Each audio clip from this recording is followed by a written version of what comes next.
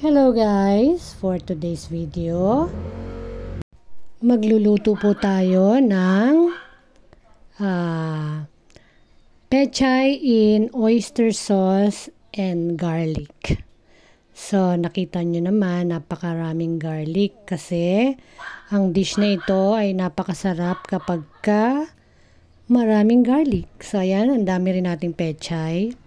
Kaya naman ito ang dish na naisip natin kasi ito lang yung napakadaling dish. Ito lang ang napakadaling dish na bagay sa kanya. So, ayan, nagpakulo na tayo ng tubig para iba-blanch natin dyan ang ating pechay. So, pwede rin itong recipe na to sa bok choy. So, meron na akong video na ganito about bok choy na ganito rin ang pagkaluto.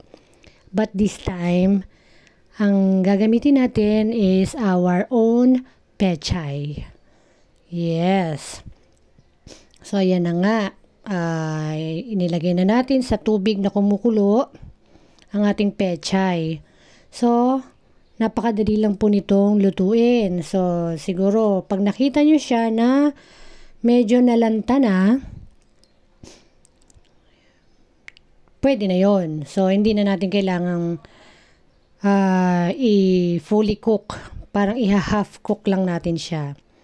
Kasi nga, igigisa pa natin siya sa bawang later on. Okay? Yan, nakita natin, ang bilis malanta. Kasi once na yung inilagay mo siya sa kumukulo na agad na tubig, as in briskly boiling na, mas mapapabilis na yung kanyang pagkalanta. Siguro mga 2 minutes lang, pwede na. Lanta na yan. So, takpan natin para mas mapabilis ang kanyang pagkalanta, pagka-wilt, di ba? So, ayan, mga 1 to 2 minutes, okay na. So, pwede na natin hanguin yan para i-set aside para igisa na natin ang ating bawang. So, kung makikita nyo, yung sabaw, yung pinagkuluan niya is green na green, di ba? Pwede nyo yan itabi para gamitin nyo as vegetable stock. Yes, vegetable stock. Para kung kailangan nyo ng pangsabaw na meron na kasamang nutrition, di ba? Pwede. Or kung ayaw nyo naman, wala kayong paggagamitan, pwede nyo siyang ipangdilig. So, napakaganda ng, may mga nutrition din kasi na nandyan sa tubig na yan.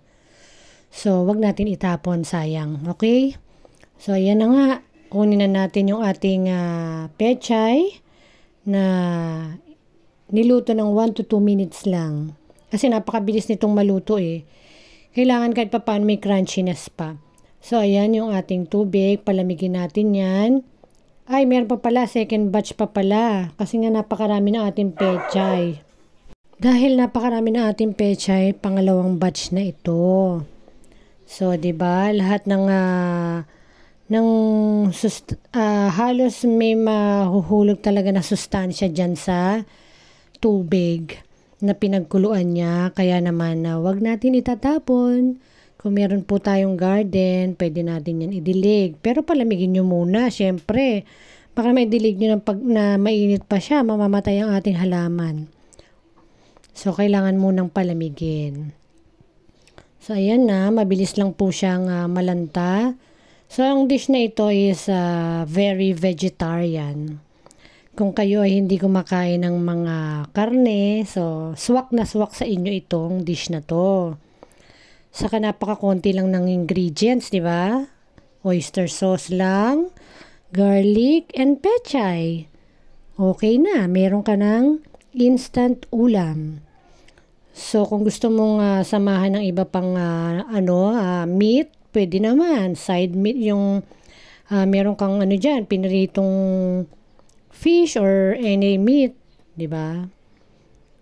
Yan. Pero kung gusto mong vegetable lang, as is lang, pwede, di ba? Napakasarap.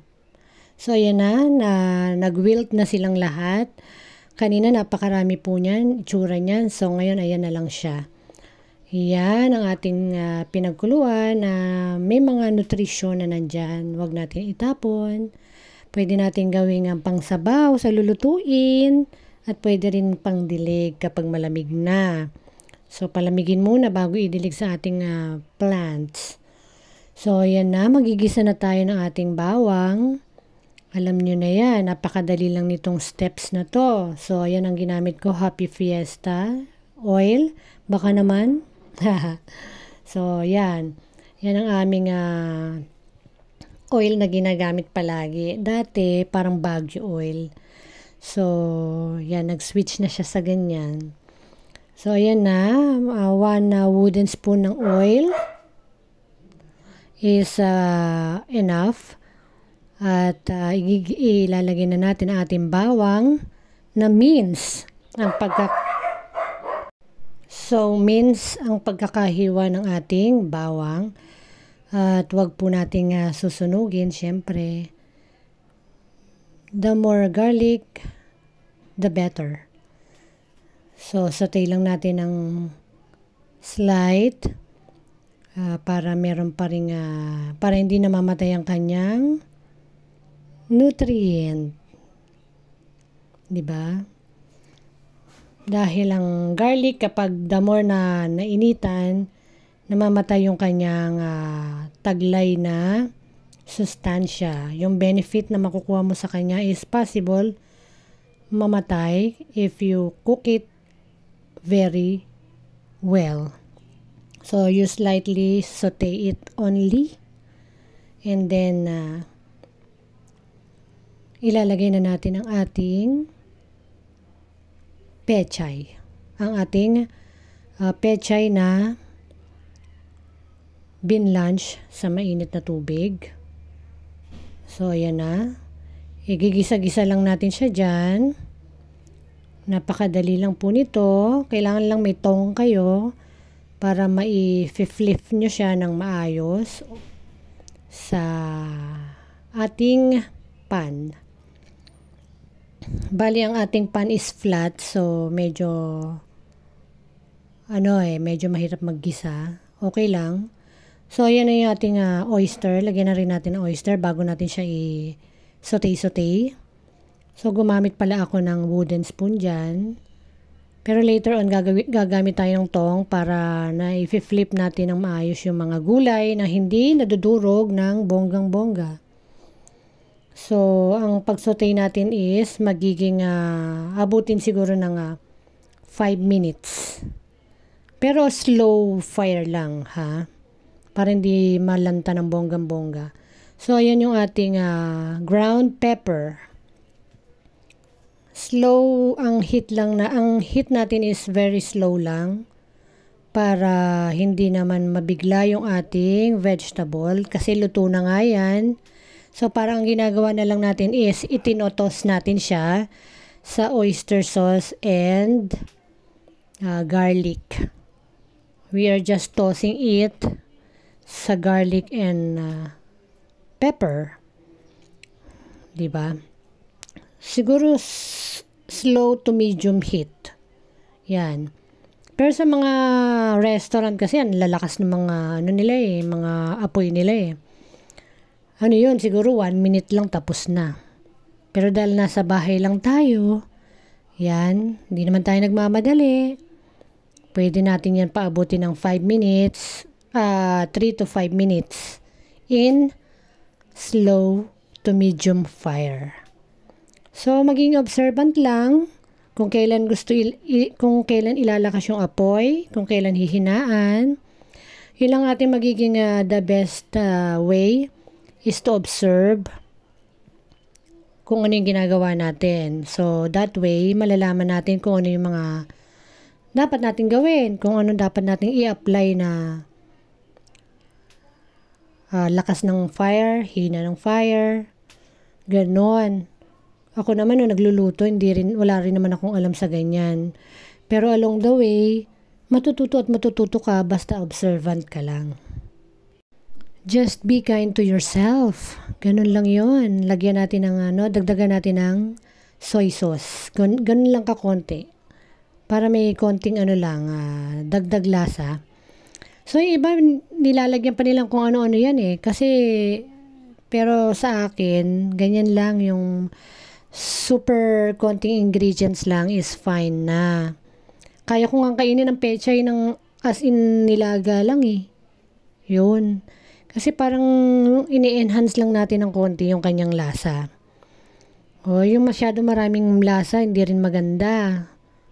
Mas maganda nga hanggat maaari yung walang lasa eh, di ba? Kung talagang meron kang mga iniiwasang sakit, ang recommended talaga is less salt. Yan. So, isote-isote lang natin ng ganyan. Konti na lang, luto na po yan. 3 to 5 minutes lang. And we're done. We're gonna eat na.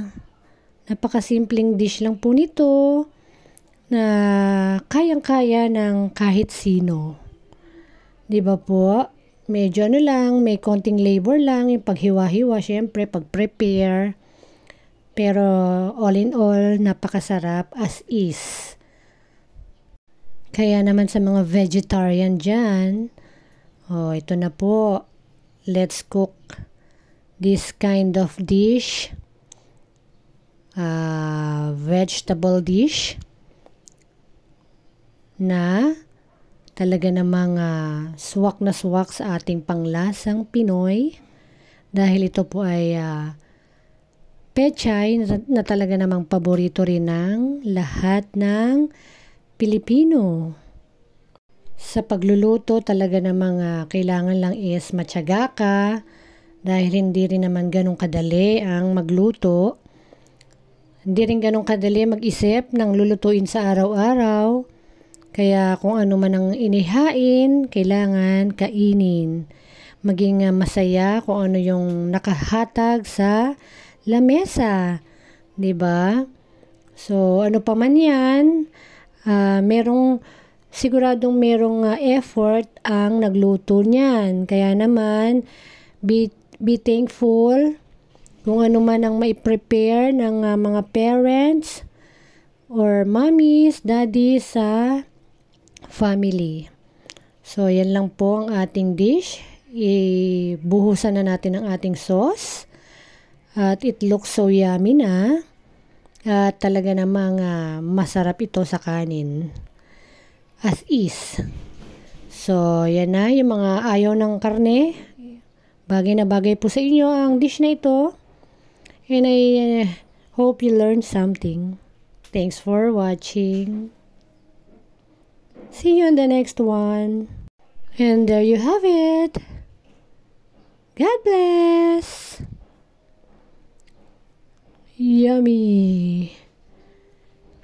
Bye everyone.